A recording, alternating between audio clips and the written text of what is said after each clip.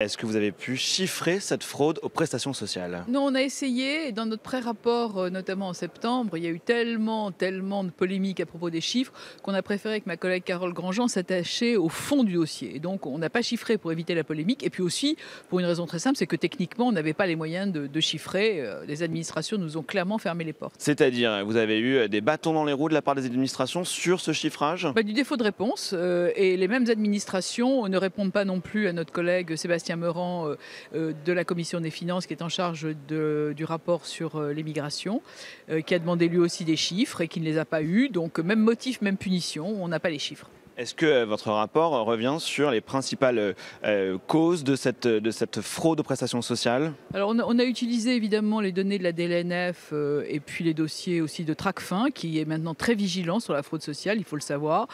Les fraudeurs sont très créatifs, mais il y a un point qui est quand même extrêmement important. On a eu finalement, grâce à notre conférence de presse du 3 septembre, le nombre exact de cartes vitales en circulation, 59,4 millions de cartes vitales en circulation, ce qui fait un excédent d'environ 5 millions de cartes. Il y a 5 millions de cartes en vrac dans notre système, 5 millions en trop. Qui sont ces 5 millions de cartes qui sont en trop? Qui sont ces personnes? Alors j'hésite entre Clouseau et Colombo.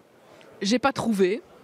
Et comme on ne nous l'a pas dit, donc ça va être l'objet de multiples amendements au PLFSS. Parce que voyez-vous, 5 millions de cartes actives, c'est ce qui ressort de ce que nous a dit la CNAV, la CNAF, la DSS, tout le monde dans un communiqué flamboyant du 5 septembre.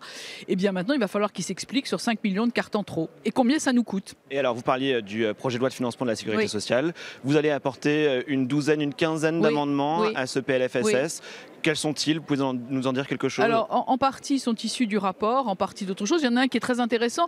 Vous savez, ces restaurateurs qui ont été taxés à propos des avantages en nature dans leur restaurant. Donc, j'ai une série d'amendements là-dessus qui va essayer de limiter la casse et d'éviter cette bêtise. Et puis, il y a aussi une série d'amendements liés directement à la fraude et notamment liés à la carte vitale, parce qu'il faut absolument que la carte qui est délivrée à vie selon le code de la sécurité sociale, soit délivré en fonction des droits du titulaire. C'est-à-dire, vous avez le droit de rester 6 mois sur le territoire, votre carte doit être valable 6 mois et pas un jour de plus. Et ça, c'est un enjeu de fraude très important.